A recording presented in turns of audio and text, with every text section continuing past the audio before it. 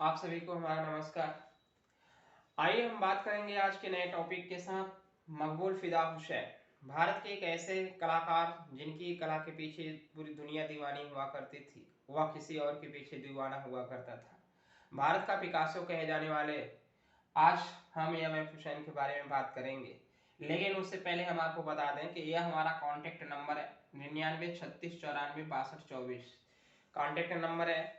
इस पे आप हमको किसी भी प्रकार का कोई सुझाव देना चाहते हैं तब फिर भी मैसेज कर सकते हैं, या क्लास करना चाहते हैं तब पर भी आप मैसेज करके एक बार बता देंगे तो हम आपके क्लास को शुरुआत कर देंगे। और कोई भी किसी भी प्रकार की कोई समस्या है तो आप हमको इस नंबर पे मैसेज कर सकते हैं। रही बात, आप वीडियो को पूरा लास्ट तक देखिएगा, आपको सारी बातें समझ में आएंगी। और इसके साथ साथ अगर आपके कला की तैयारी करते हैं टीजीटी पीजीटी की, तो आप वीडियो को पूरा देखें, आपको पूरी तरीके से सारी बातें समझ में आएंगी। ठीक है, चलिए आज की क्लास को कंटिन्यू करते हैं। इस वीडियो को पूरा शुरुआत करते हैं और देखते हैं कि इनके एम.एफ. हुसैन के बारे में क्या क्या बातें लिखी हुई हैं। ठीक है, तो चलिए बात करते हैं एम.एफ. हुसैन का जीवन। पहली बात तो आपको हम बताएंगे एम.एफ. हुसैन के जीवन के बारे में वृतांत तरीके से, टॉपिक वाइज टॉपिक बताएंगे, आप ध्यान से देखिएगा। सबसे बड़ी बात आती है एम.एफ. हुसैन के बारे में। एम.एफ. हुसैन के बारे में जैसा आप लोग पढ़े हैं कि एम.एफ. हुसैन का जीवन, जन्म के बारे में ध्यान रखना है, यानी कि यह भारत के सबसे अच्छे आर्टिस्टों में गिने जाते हैं। जन्म, यह इनका जन्म 1915 ईस्वी में महाराष्ट्र के सोलापुर में हुआ था। सोलापुर में, ठीक है, महाराष्ट्र के सोलापुर में हुआ था। और इनके जन्म के बारे में कहा जाता है कि इनके जन्म के बाद इनकी माता का देहांत हो गया था और इनकी माता का नाम करबला था।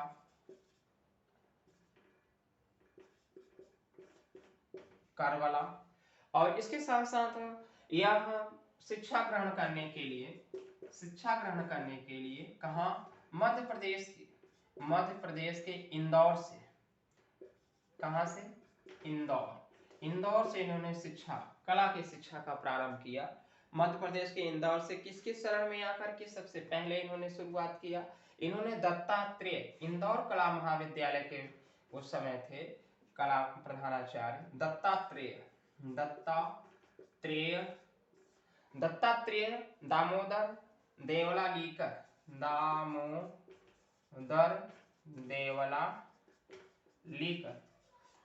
लीकर, ये इन्हीं की शरण में इन्होंने अपनी कला का शुभारंभ किया। और हालांकि इनके बारे में आप अच्छी तरीके से जानते हैं, देवला लीकर के बारे में नहीं जानते होंगे तो इनके ऊपर हम आपको बनाएंगे। और वीडियो देखिए, हम मेन टॉपिक पे बनाए, हम बहुत ढेर सारा चीजें नहीं बनाए हैं, हम आपको 2-4 वीडियो 5 वीडियो बनाए हैं। आप अच्छी तरीके से समझिएगा, किसी को कोई परेशानी हो तो आप कमेंट करें, तुरंत कमेंट करें, हम आप उसका जवाब जरूर देंगे हम आपको। तो हम बात कर रहे हैं कि जन्म के बारे में। 1915 ईस्वी में महाराष्ट्र में सोलापुर में इनका जन्म होता है। इनकी शिक्षा दीक्षा मध्य प्रदेश में होती है, मध्य प्रदेश में इंदौर में, ध्यान रखना है आपको, कहाँ, इंदौर में किसके शरण में, दत्तात्रेय दामोदर दास देवली लीकर के बारे में। यहाँ इनके गुरु हुआ करते थे, कौन, दत्तात्रेय दामोदर देवला लीकर। ठीक है, अब बात आती है कि ये मध्य प्रदेश में कैसे पहुंच गए। हालांकि आप ये जानते हैं, हालात पहुंचा देते हैं। हालात का मतलब जैसे कि मध्य प्रदेश में जब इनका सोलापुर में जन्म हुआ तो इनके पिता जॉब करते थे मध्य प्रदेश, महाराष्ट्र में इनका जब जन्म होता है तो इनके पिता जॉब करते थे इंदौर में यह जॉब करते थे। और वहीं अपने पुत्र की इन्होंने अपने पुत्र को बुलाया और वहीं पे इनकी कला का शुभारंभ करते थे। हालांकि इनके क्लास फेलो, एम.एफ. हुसैन के क्लास फेलो नारायण सिंह धर्मेंद्र, ध्यान रखना है, क्लास फेलो के नाम पे आते हैं। अगर यहाँ पे इनके क्लासमेट की बात करें, सहपाठी की बात करें तो नारायण सिंह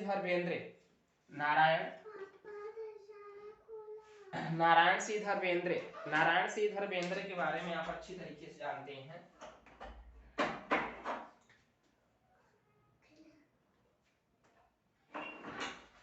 नारायण सिंह धर्मेंद्र,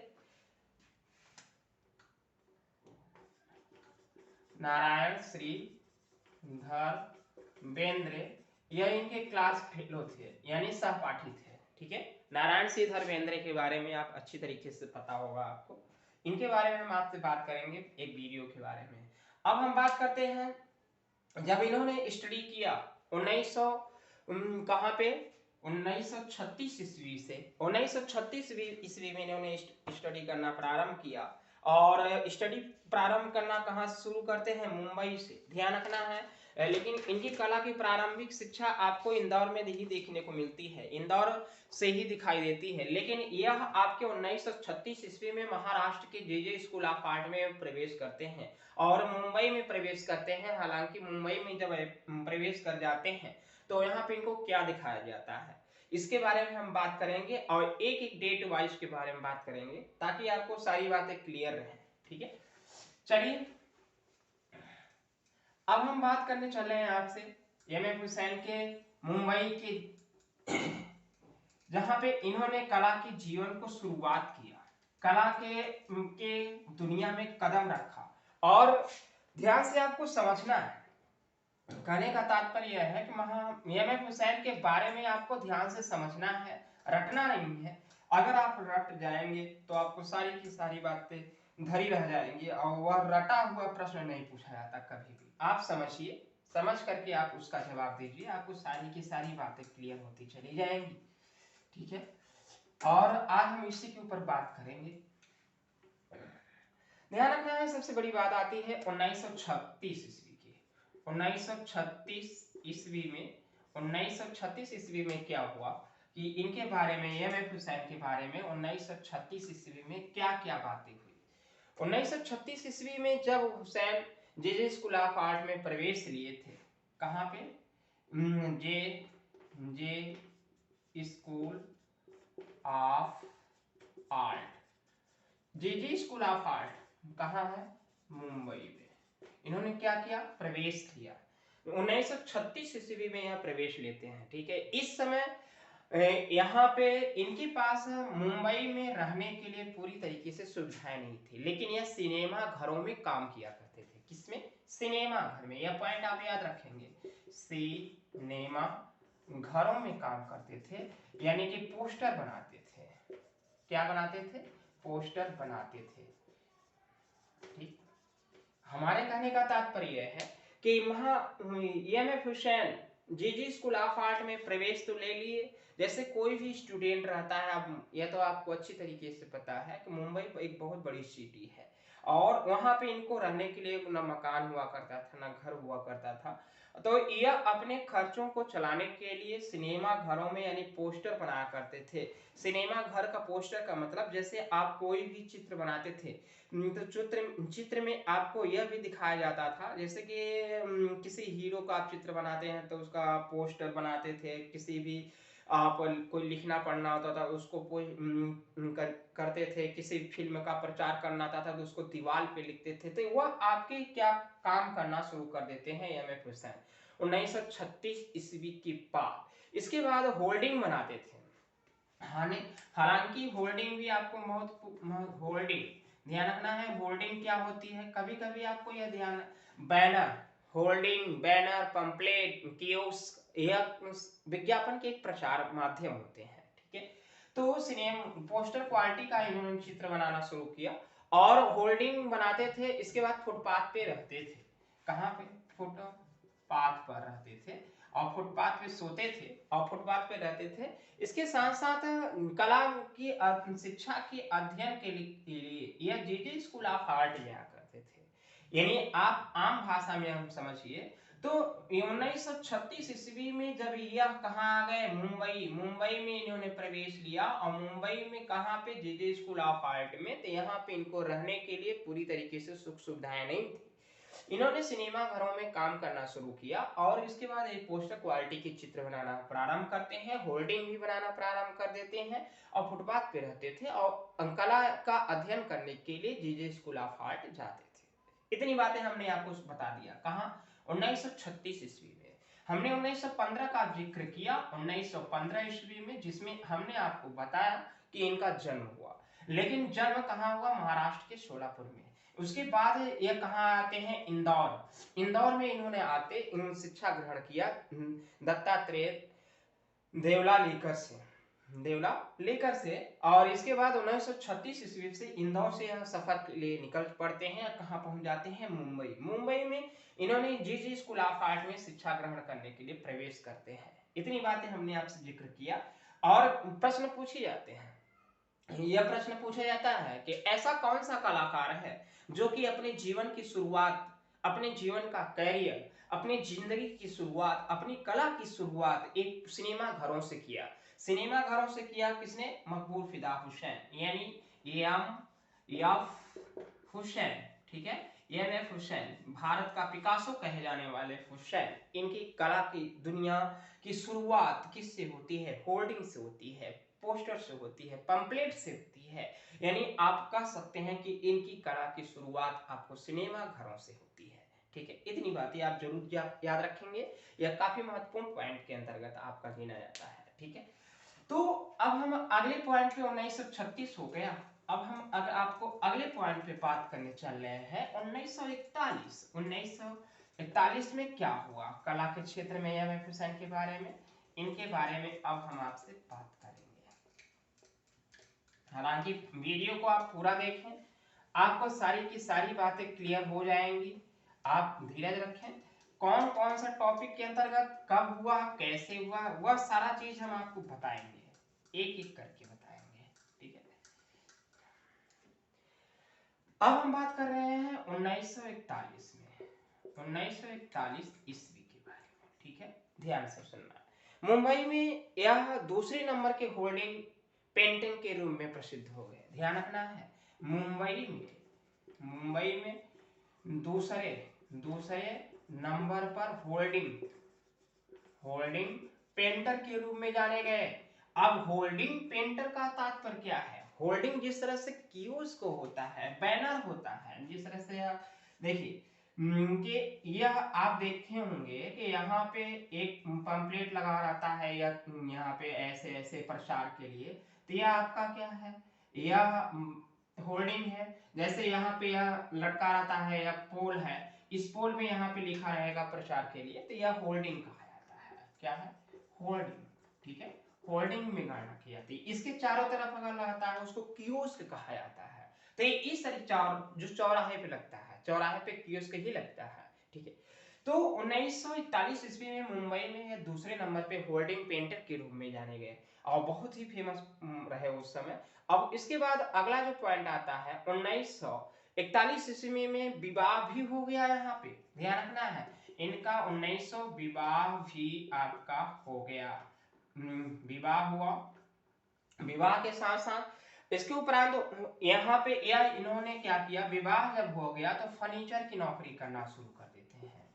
किसकी? फर्नीचर हाउस में काम करना शुरू करते हैं। फर्नीचर डिजाइनर भी रहे, यानी कि इन्होंने क्या किया, फर्नीचर हाउस में काम करना शुरू कर लिया। और यह फर्नीचर हाउस में काम करते हैं तो फर्नीचर डिजाइनर के रूप में भी काम करने शुरू कर देते हैं।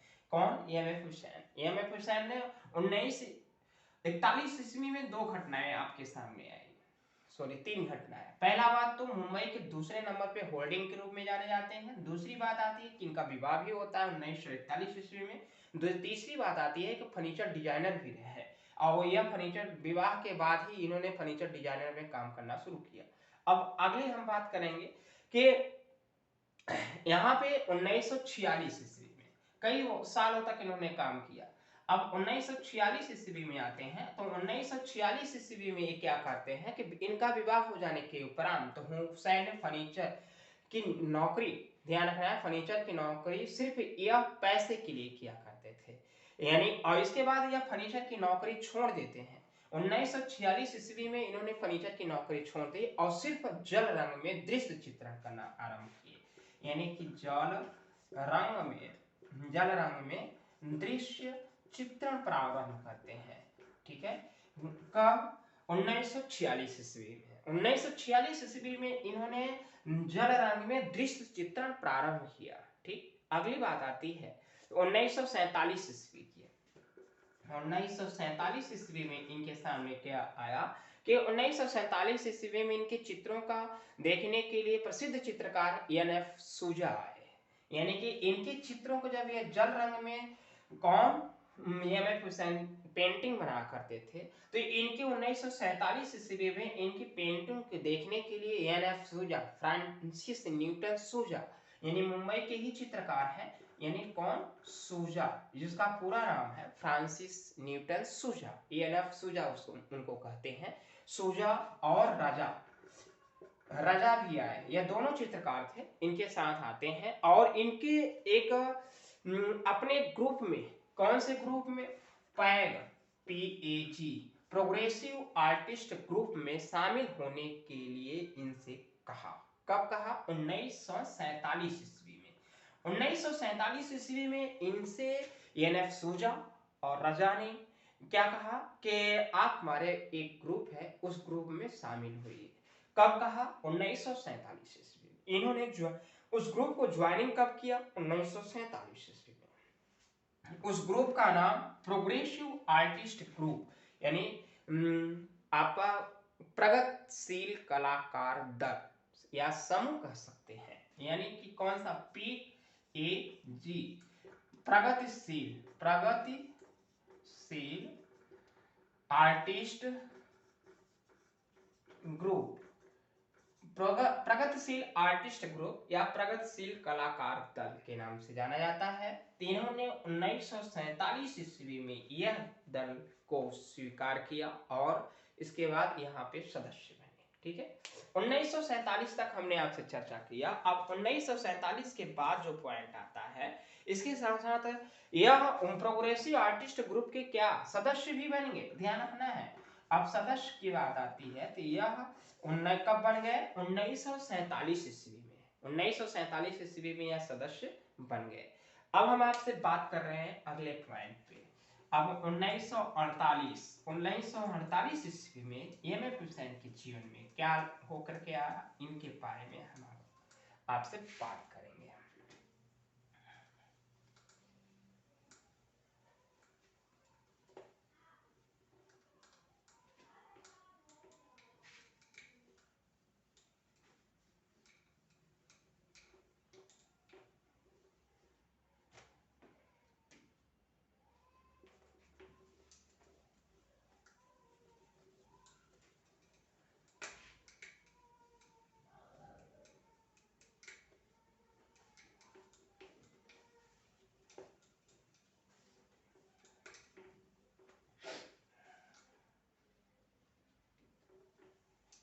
चलिए, 1947 ईस्वी तो हमारा टाइम हो गया। अब 1950 ईस्वी पे हम आपसे बात करेंगे। 1950 ईस्वी के बारे में एम.एफ. हुसैन के बारे में क्या बातें होकर के आई। 1950 ईस्वी में इन्होंने एकल प्रदर्शनी मुंबई में स्थापित किया। कहाँ पे किया? एकल प्रदर्शनी कहाँ? मुंबई में, जहांगीर आर्ट गैलरी,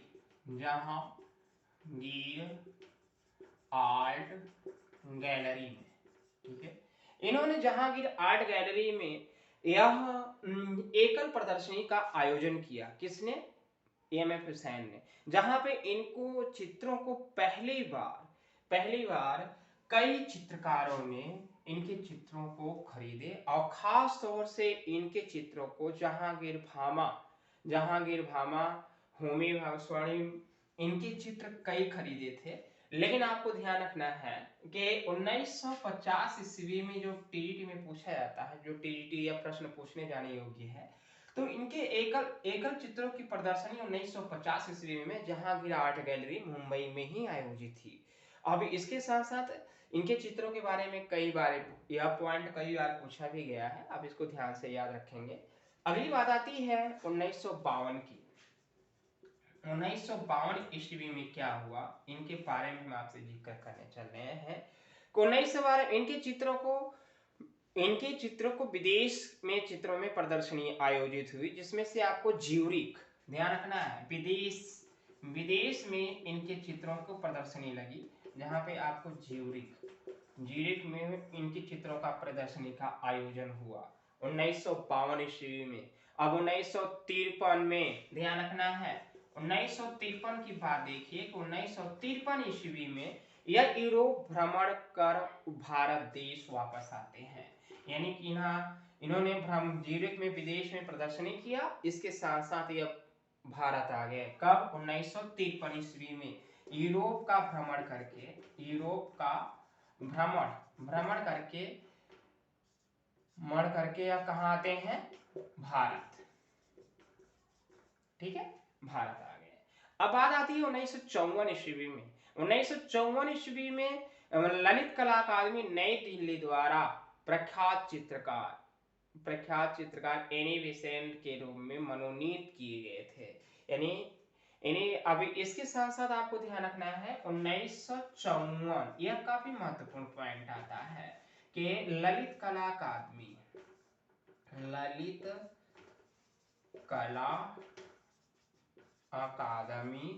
में यह मनोनीत किए जाते हैं। कहाँ? आपके नई दिल्ली में। कहाँ? नई दिल्ली में यह ललित कला अकादमी में मनोनीत किए जाते हैं। कौन? EMF हुसैन 1954 ईस्वी में। 1954 ईस्वी में ललित कला में इन्होंने क्या किया? मनोनीत के रूप में चुने गए। कौन? EMF हुसैन। 1955 की बात आती है तो 1955 ईस्वी में इनको राष्ट्रीय कला, ध्यान रखना है 1955 ईस्वी में इनको राष्ट्रीय कला प्रदर्शनी में केंद्रीय ललित कला अकादमी का प्रथम पुरस्कार मिला। राष्ट्रीय कला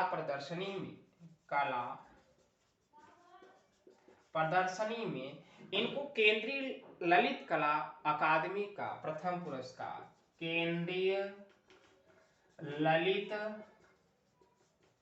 कला अकादमी का प्रथम पुरस्कार मिला। ठीक है, कब? 1955 ईस्वी में। यह डेट आप जरूर याद रखेंगे 1954 का।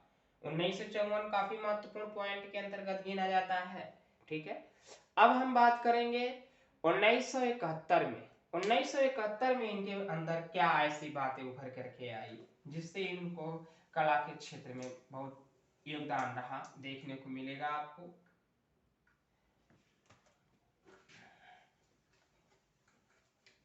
1971 के बारे में अब हम आपको अगला पॉइंट की बात करेंगे। 1971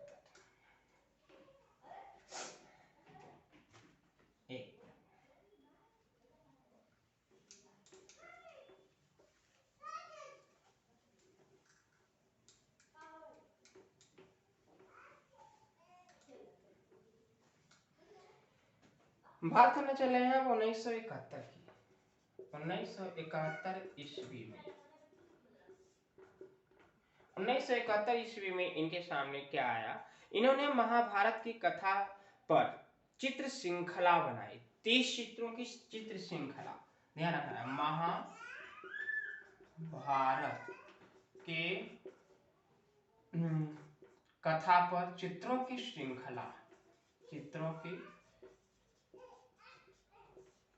श्रृंखला का निर्माण किया। श्रृंखला हम आपको बताएंगे क्या होती है। कहां पे निर्माण किया? यह 1971 ईस्वी में सबसे यह महत्वपूर्ण पॉइंट है, यानी कि यह बहुत ही महत्वपूर्ण पॉइंट आता है कि 1971 ईस्वी में महाभारत की कथा पर इन्होंने आधारित चित्र बनाए और यह चित्र श्रृंखला बनाई। कितने चित्रों की श्रृंखला बनाई? 30 चित्रों की चित्र श्रृंखला बनाई।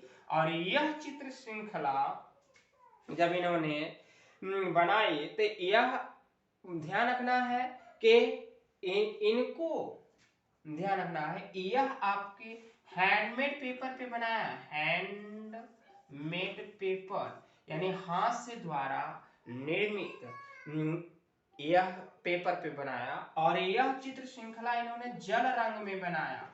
ध्यान रखना है, जल रंग। बहुत सारे लोग कहते हैं कि नहीं क्या यह जल रंग नहीं, ऑयल कलर है, वाटर कलर है, फिर का पोस्टर कलर है, ऐसा कुछ नहीं है। हम आपको हैंडमेड पेपर, हाथ से निर्मित कागज पे इन्होंने चित्र श्रृंखला बनाई, महाभारत की चित्र श्रृंखला बनाई, महाभारत के कथाओं का जो चित्रांकन बनाया। और श्रृंखला का मतलब एक से कई, एक ही विषय पे कई अनेक पेंटिंग बनाई जाती है, उसको श्रृंखला कहते हैं। जैसे एक ही विषय रहे, विषय वस्तु आपका एक रहे, अनेक चित्रों का निर्माण किया जाना, उसको आप क्या कहते हैं? चित्र श्रृंखला कहते हैं। ठीक है, तो महाभारत की चित्र श्रृंखला का निर्माण 1971 ईस्वी में इन्होंने एम.एफ. हुसैन ने अपने 30 चित्रों के साथ शुरुआत किया। और यह चित्र श्रृंखला जब इन्होंने बनाया तो उस समय ब्राजील में, ध्यान रखना है, इनके चित्रों का यह संग्रह कहां? ब्राजील में, ब्राजील में प्रदर्शित हुआ। किसके साथ? पिकासो के साथ, पिकासो के साथ कहां पे? ब्राजील में पिकासो के साथ प्रदर्शित हुआ। और पिकासो के साथ इनकी प्रदर्शनी लगी, यह 30 चित्रों की प्रदर्शनी लगी। और तभी से आप यह कह सकते हैं, तभी से यानी 1971 ईस्वी से भारत का पिकासो किसे कहा जाने लगा? एम.एफ. हुसैन को। अब आप कहेंगे कि सर इससे पहले तो यामिनी राय को कहा जाता था, यह गलत है। आप ध्यान रखेंगे कि यामिनी राय, हम आपको थोड़ी सी बात शंका को दूर कर देते हैं।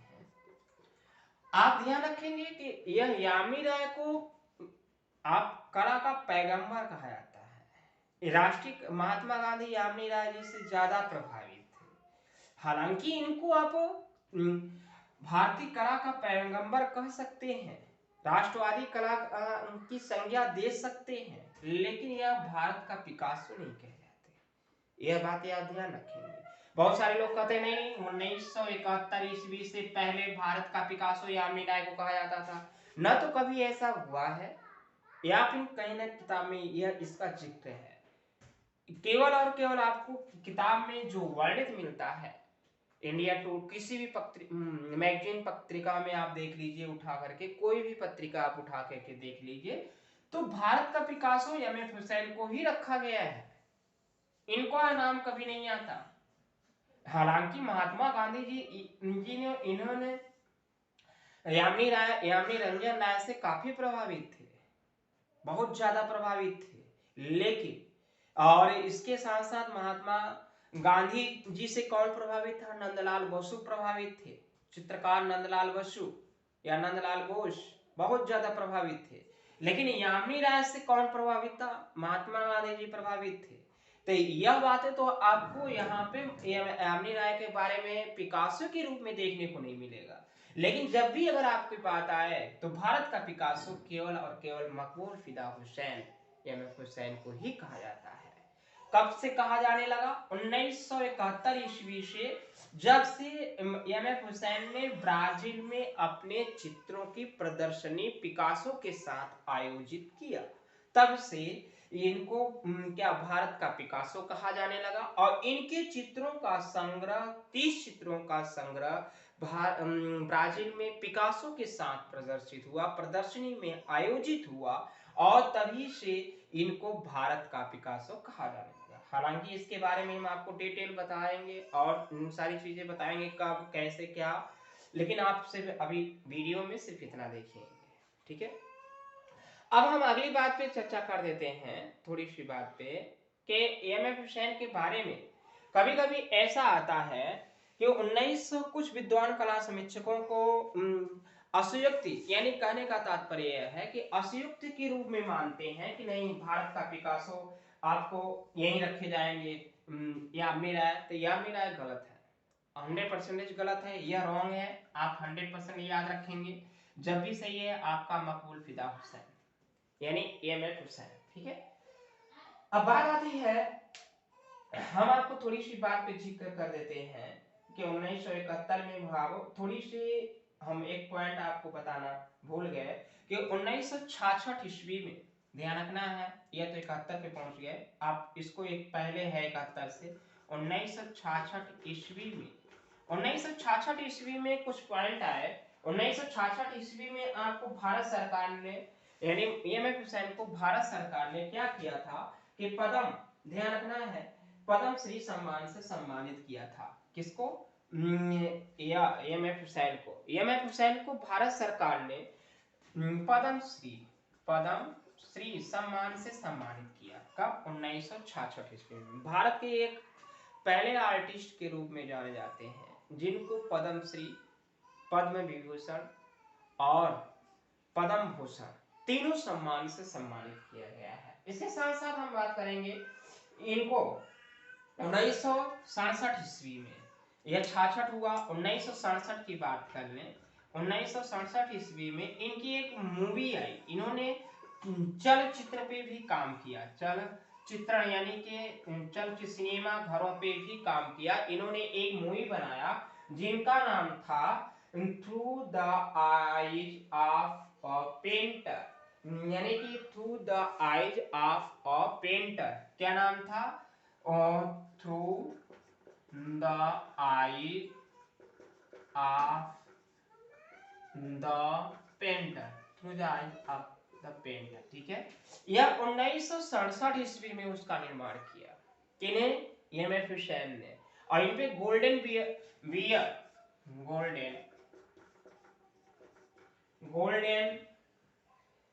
बियर का पुरस्कार भी मिला, बियर का पुरस्कार सम्मानित किया गया था इसी मूवी के आधार पे। और यह लघु फिल्म है, पूरी तरीके से यह फिल्म नहीं है, यह लघु फिल्म के रूप में ही है। आप इसको ध्यान से जानते रहिएगा। 1967 की पॉइंट की बातें खत्म हो गई। अब हम आपको अगले पॉइंट पे बनाएंगे, अगले पॉइंट पे आपसे चर्चा करने चल रहे हैं। अगला जो पॉइंट है उसके बारे में हम आपसे बताने चल रहे हैं कि उसके बाद क्या होता है। एम एफ हुसैन के उनके कला के जीवन में क्या बातें समझ में आपको निकल के आती हैं कि एम एफ हुसैन के बारे में ऐसे क्या क्या महत्वपूर्ण बातें, पॉइंटें रही जो कि काफी महत्वपूर्ण सिद्ध होती हैं। आप उसको ध्यान से देखेंगे, आपको सारी की सारी बातें क्लियर होती चली जाएंगी। ठीक है, ध्यान से देखना है कि जैसे कभी कभी ऐसा होता है, आप इसको पॉइंट को आप नोट करें या फिर आप लिखें या फिर आप इसको 4 बार वीडियो देखें, आपको खुद ही याद हो जाएगा। ठीक है, आपको 100% और यहाँ से हमेशा प्रश्न पूछा जाता है, इसलिए हम आपको ऊपर ये वीडियो बनाए हैं। अब हम आपसे बात करेंगे 1973 ईस्वी में। 1973 ईस्वी में 1973 ईस्वी में इनको क्या, किस कला के क्षेत्र में क्या बातें हुई, तो इनको पद्म भूषण सम्मान से सम्मानित किया गया।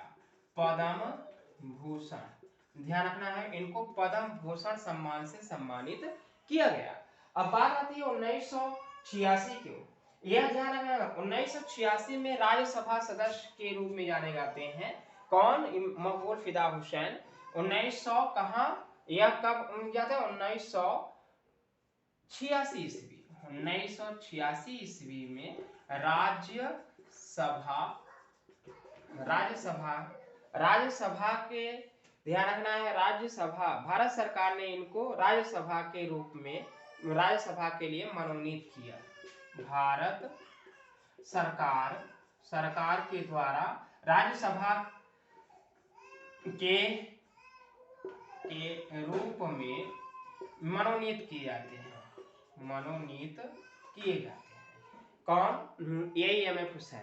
एम एफ हुसैन कब? 1986 ईस्वी में। 1986 ईस्वी में यह राज्यसभा, भारत सरकार के द्वारा राज्यसभा के रूप में मनोनीत किए जाते हैं। इनके बारे में हमने आपसे चर्चा किया। अब हम आपसे अगली बात पे चर्चा करेंगे, जो अगली बात पे है आपका जो जिक्र है उसके बारे में हम लोग। अब हम आपके अगले पॉइंट पे लेके चलेंगे 1981 ईस्वी में। 1981 ईस्वी में क्या बातें निकल करके आई उसके बारे में हम आपसे बात करने चल रहे हैं। 1981 ईस्वी में ध्यान रखना है कि इन्होंने अपने विसर्जन प्रदर्शनी के लिए और अथाक प्रयास किया, और जिसमें इन्होंने कई 1991 और 1992 ईस्वी में इनके जिंदगी में बहुत बड़ा बदलाव आता है। यानी कि आप कह सकते हैं जिनके द्वारा इनको कई पुरस्कार भी मिले। कई आपको आप देख रहे हैं कि एम.एफ. हुसैन को कई पुरस्कार मिले हैं, लेकिन इनकी बदलाव की जो सत्ता है वह आपको एकदम दरकिनार कर देगी। 1991 ईस्वी में ऐसी कई सारी घटनाएं आपको इनके सामने आती हैं जिससे इनको जीवन में एक बहुत बड़ा आघात महसूस होता है। इन्होंने देवी देवताओं की छवियां बनाई, ध्यान रखना है, इन्होंने भारतीय हिंदू देवी देवताओं की छवि बनाते हैं, चित्र बनाते हैं, जिससे और यह जो चित्र बनाते हैं विवादित बनाते हैं। विवादित का मतलब कि इन्होंने नग्न तस्वीरें बनाया, नग्न आकृतियां बनाई, भारत माता की भी पेंटिंग का नग्न आकृतियां बनाई, सरस्वती का भी बनाया। हालांकि कई सारे लोगों का हिंदू देवी देवताओं का इन्होंने नग्न आकृतियां बनाया, जिसके कारण इनको विवाद की स्थिति में रहा और इनका पूरा जीवन ही विवाद की स्थिति में गुजर गया। अब बात आती है 1992 की, तो 1992 ईस्वी में इनको केरल का सरकार के द्वारा राजा रवि वर्मा पुरस्कार से सम्मानित किया गया। राजा रवि वर्मा पुरस्कार से सम्मानित किया गया, अब बात आती है 1906 ईस्वी में, 1992 के बाद 2006 में, ध्यान रखना है, 2006 ईस्वी में इन्होंने भारत हिंदुस्तान को छोड़ दिया। यानी भारत देश को क्या करते हैं, छोड़ देते हैं, देश को छोड़ देते हैं। और यह भारत देश को जब छोड़ दिए तब से लंदन में रहे। कहाँ रहे, लंदन में रहे। और लंदन में रहने के साथ साथ मुंबई में इन्होंने एक कार्यक्रम के रूप में शिवसेना के संस्थापक बाल ठाकरे के द्वारा इनको बुलवाया गया था। और शिवसेना बाल ठाकरे ने, ध्यान रखना है, जबकि आप जानते हैं बाल ठाकरे कार्टूनिस्ट नेता के रूप में जाने जाते हैं। बाल ठाकरे या शिवसेना के अध्यक्ष भी रहे और इसके बाद संस्थापक भी रहे बाल ठाकरे। आप जानते हैं कि एम.एफ. हुसैन को किस नाम से इन्होंने बुलाया, भारत का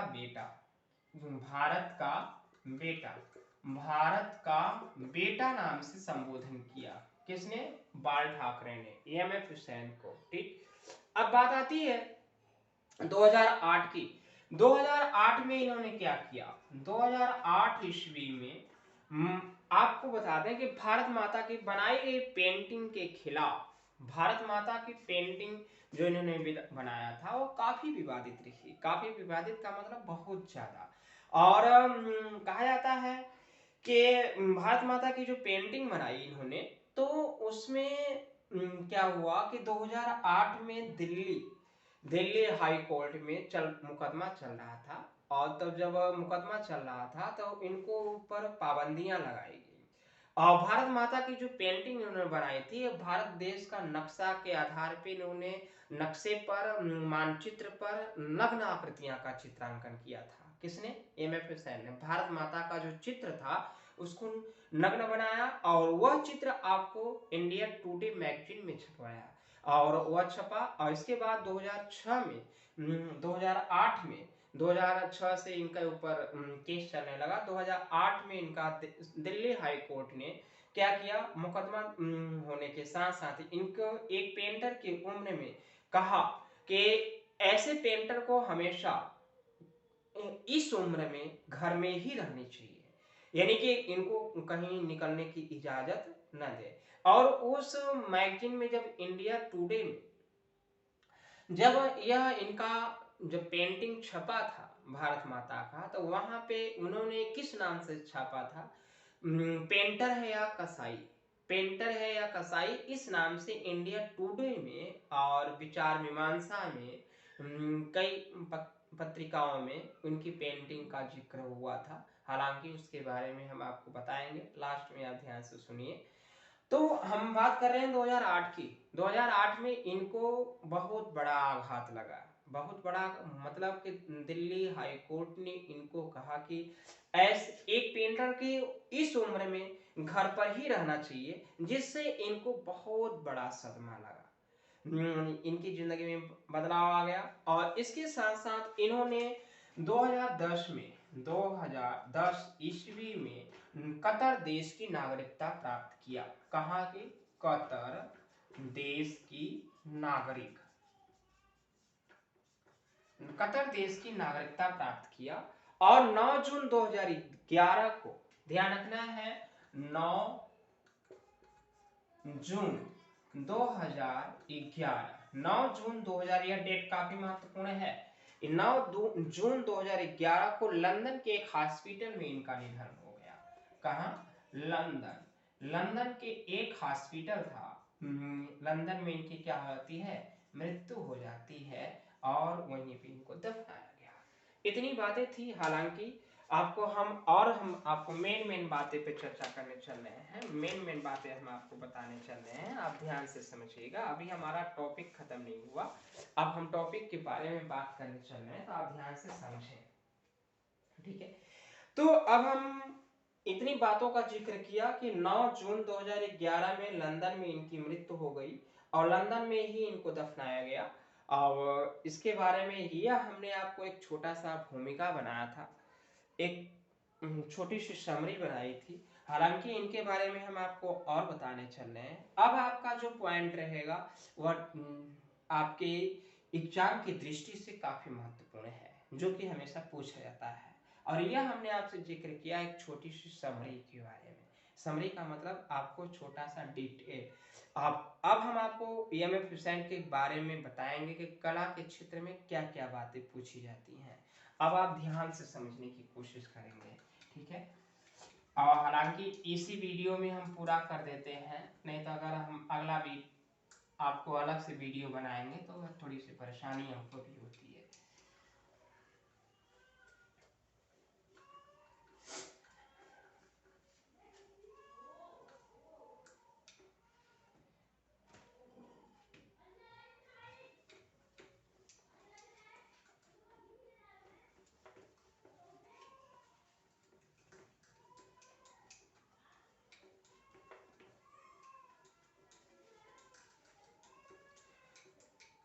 आपसे एक गुजारिश है कि अगर वीडियो के देखें, अगर आपको अच्छा लगे तो आप लाइक जरूर करें, लाइक जरूर करें।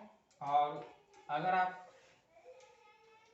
तैयारी नहीं करते हैं TGT या फिर आपके कोई दोस्त आसपास में तैयारी करते हैं, तो उनको आप जरूर वीडियो को भेजें ताकि उनके लिए हेल्पफुल साबित हो सके। अब हम आपसे बात कर रहे हैं कि EMF हुसैन के बारे में कुछ महत्वपूर्ण चीजें ध्यान रखना है। महत्वपूर्ण चीजों के बारे में हम आपसे चर्चा करने चल रहे हैं कि महत्वपूर्ण चीजों के अंतर्गत इनकी जिंदगी में क्या बदलाव रहे, क्या क्या चीजें रही, इनके बारे में अब हम आपसे चर्चा करने चलेंगे, ठीक है। तो ध्यान रखना है कि EMF हुसैन के मकबूल फिदा हुसैन, जिनको आप इनके बारे में अगर हम बात करें तो मकबूल फिदा हुसैन, मकबूल फिदा हुसैन, मकबूल फिदा हुसैन के बारे में अगर हम जानना चाहें तो मकबूल फिदा हुसैन ने इन्हें अपनी एक आत्मकथा लिखी थी। क्या? आत्मकथा, आत्मकथा लिखी थी, जिसका नाम, और यह आत्मकथा इन्होंने उर्दू भाषा में लिखी थी। किसमें? उर्दू भाषा में। हालांकि आप ये कहेंगे कि अब EMF हुसैन के साथ क्या क्या रहे हैं, अब इनके बारे में हम आपको पूरा वीडियो देखें, आप ध्यान से, आपको खुद ही अंदाजा लग जाएगा क्या क्या रखा है। यह इसने EMF हुसैन, मकबूल फिदा हुसैन ने अपनी आत्मकथा लिखी, जिनको उर्दू भाषा में लिखी है। और यह उर्दू भाषा में इन्होंने किस नाम से लिखी है? हुसैन की कहानी अपनी जुबानी, हुसैन, हुसैन की कहानी अपनी जुबानी, अपनी जुबानी, ठीक है। हुसैन की कहानी अपनी जुबानी, इस नाम से इन्होंने आत्मकथा लिखी, ठीक। और यह काफी महत्वपूर्ण पॉइंट है। हालांकि अब इसके बारे में आप जानते जरूर रहिएगा, आपको कभी पॉइंट पे पूछा जा सकता है। भारत हुसैन के आज भारत देश में 4 निजी संग्रहालय हैं। भारत देश में 4 निजी संग्रहालय, भारत देश में 4 निजी संग्रहालय, भारत देश में 4 निजी संग्रहालय हैं, जिनमें से आपका पहला बंगलौर आता है। बंगलौर में क्या है? बंगलौर में यहाँ पे हुसैन के संकलन के नाम से जाना जाता है, हुसैन संकलन। यह जो बंगलौर में जो संग्रहालय है बंगलौर में, यह आपको हुसैन संकलन, ध्यान रखना है, हुसैन संकलन के नाम से जाना जाता है। दूसरी बात आती है कि अहमदाबाद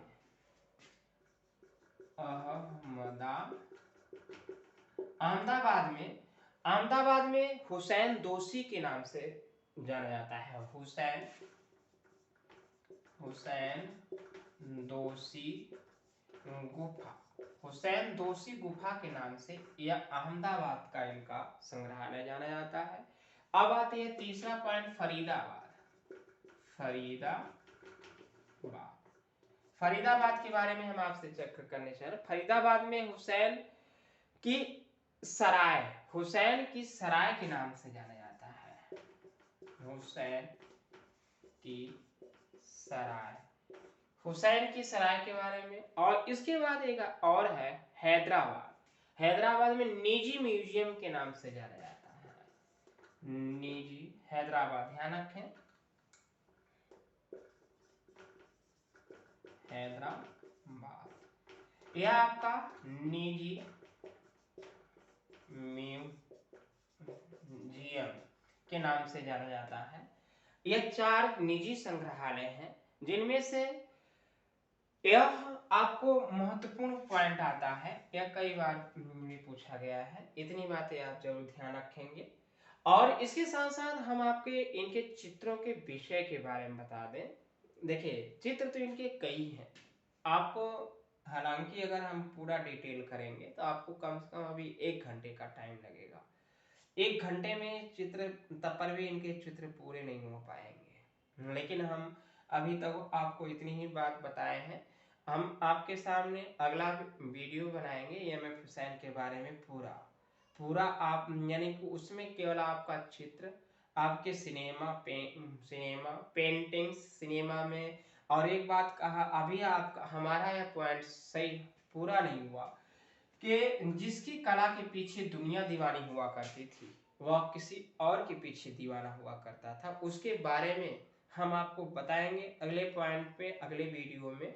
क्यों वह दुनिया के पीछे, दूसरे के पीछे दीवाना रहा, कैसे रहा, कब से प्रारंभ हुआ, उसके बारे में हम आपको डिटेल बताएंगे एएमएफ हुसैन के बारे में अगले वीडियो में। इसमें अगर हमने आपको जिक्र किया तो आपको काफी बहुत समय लग जाएगा, आपके लिए भी परेशानी होगी, हमारे लिए भी समस्या होती है, ठीक है।